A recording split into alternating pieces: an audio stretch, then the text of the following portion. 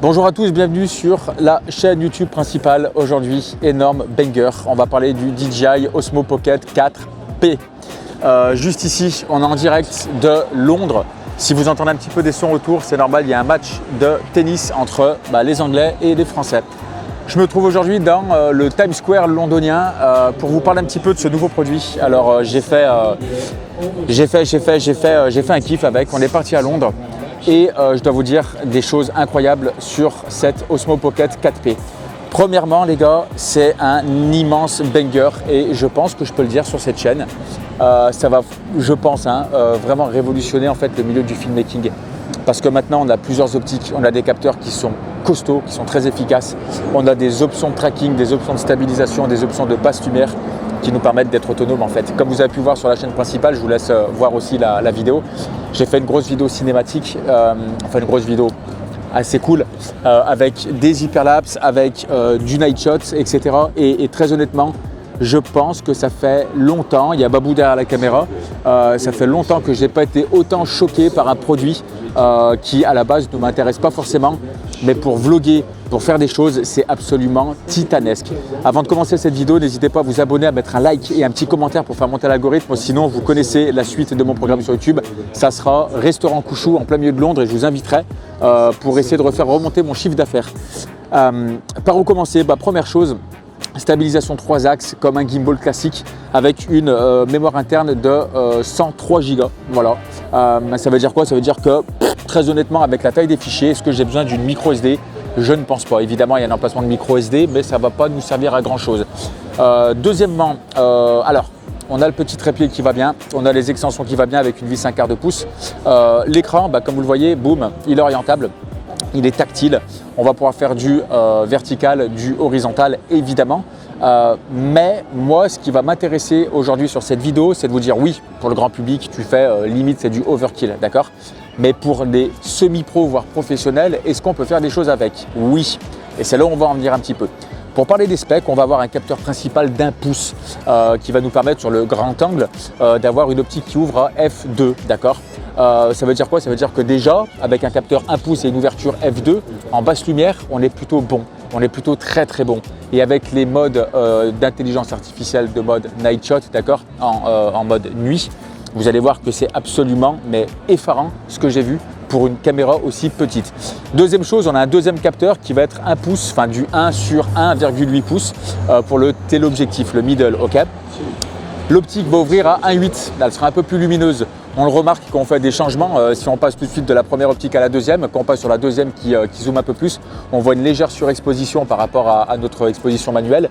C'est normal, elle ouvre un peu plus, elle laisse passer un peu plus de lumière. C'est pour ça que c'est bien, parce que sur une optique qui fait passer plus de lumière et un capteur un peu plus petit, peut-être moins performant en basse lumière, en basse lumière, ils ont fait un bon compromis, ils ont fait quelque chose qui ouvrait un peu plus. Et surtout, sur le téléobjectif, on va dire entre guillemets, avec une faible ouverture comme ça, on va pouvoir avoir une faible profondeur de champ sur un produit comme ça. Ce qui fait que sur du mode portrait, on va avoir vraiment un flou d'arrière-plan, un bokeh d'arrière-plan et plutôt naturel pour un petit produit. Autre chose, en termes de qualité d'image, c'est impressionnant. Alors moi, je vais rester sur du 4K. Je ne vais pas monter sur des defs qui sont plus hautes. Évidemment, ça nous le propose. Il y aura toutes les specs. Tous les specs dans la description ou dans les datasheets que vous allez pouvoir trouver sur internet. Moi je vais rester sur du 4K. Du 4K qui nous ont mis en fait un D-Log 2, d'accord? Ils nous ont mis un Log 2 DJI qui est hyper flat, qui nous permet d'avoir vraiment une plus grosse latitude, une plus grosse plage de latitude pour la post-production, pour l'étalonnage. Et surtout les gars, 17 stops de dynamic range. 17 stops de dynamic range, c'est-à-dire qu'aujourd'hui, même certaines caméras ciné, elles vont avoir du mal à aller jusqu'à 16.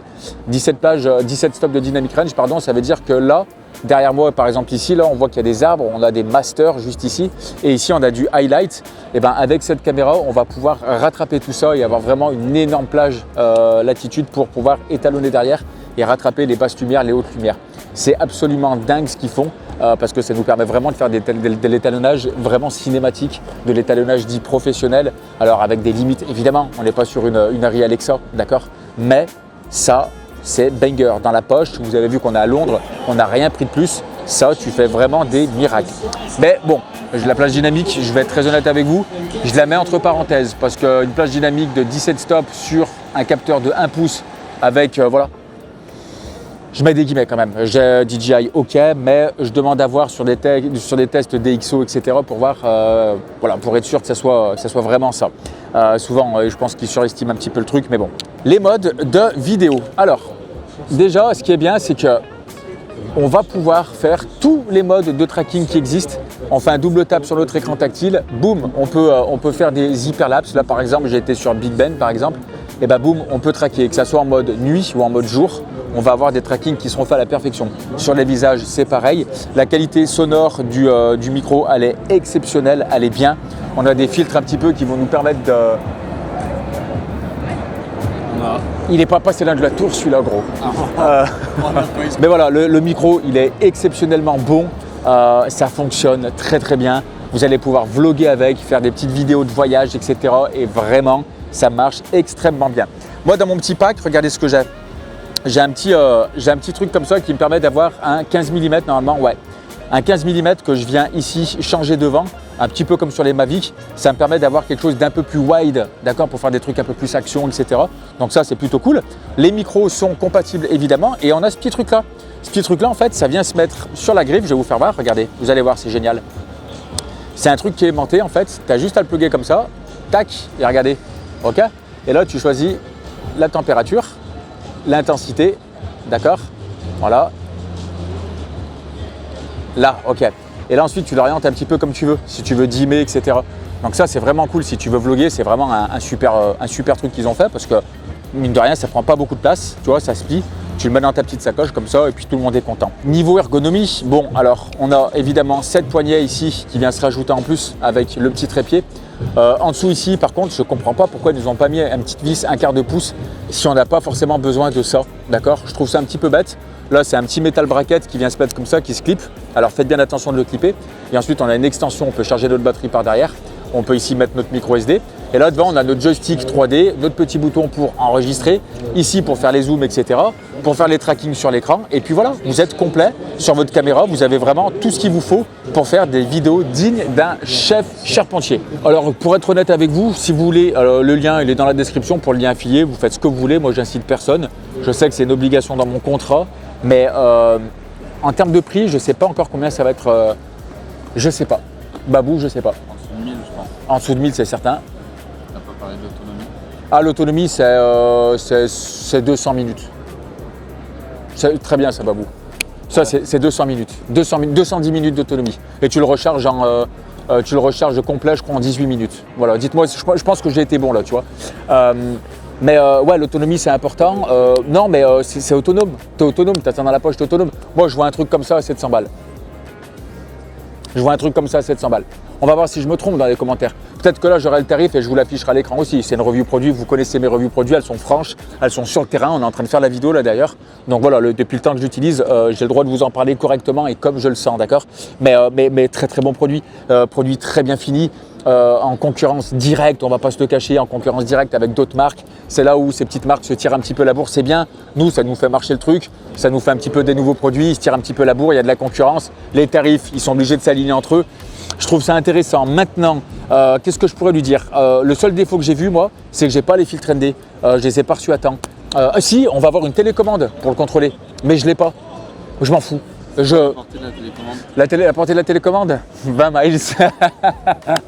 Si vous avez la ref, je vous laisse dire le reste. Non, la petite télécommande, en fait, vous allez pouvoir tout contrôler, effectivement. C'est des choses qui sont intéressantes, qui peuvent servir. Voilà, moi vous me connaissez, je suis un filmmaker, j'ai besoin d'avoir des belles images. Moi ça suffit. Si j'ai pas parlé du slow motion, 240 fps en 4K, c'est terrifiant. Ça marche tellement bien, mais ça marche tellement bien. Je veux dire quoi par là? Je veux dire que vous pouvez en basse lumière, parce que la basse lumière elle tabasse, c'est la première fois que je vois une petite cam gratter le cul des A7S3 et je pèse mes mots. Cette caméra en basse lumière, elle gratte le cul des A7S3. Je ne rigole pas. Mais imagine-toi maintenant, j'ai fait du slow motion à 240 fps en 4K, 200 fps parce qu'on met en pâle, tu divises par 4, tu as un ralenti x 4 x 4, 3 et 3, 6, 6 et 6, 12, ralenti x 8, x 6, x 8, 25 et 25, 50, 100 images secondes, c'est x4. Ouais, c'est vrai. C'est vrai. C'est vrai. x8, ouais, c'est pas une fantôme. Ah, il est fou.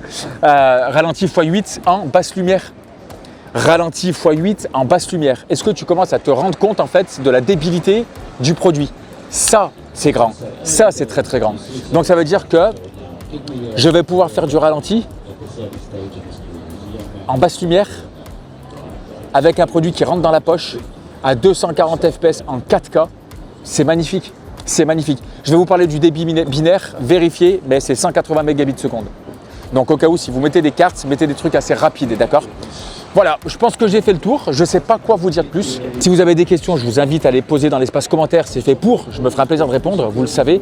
Vous pouvez suivre mes formations en cliquant sur le bouton rejoindre.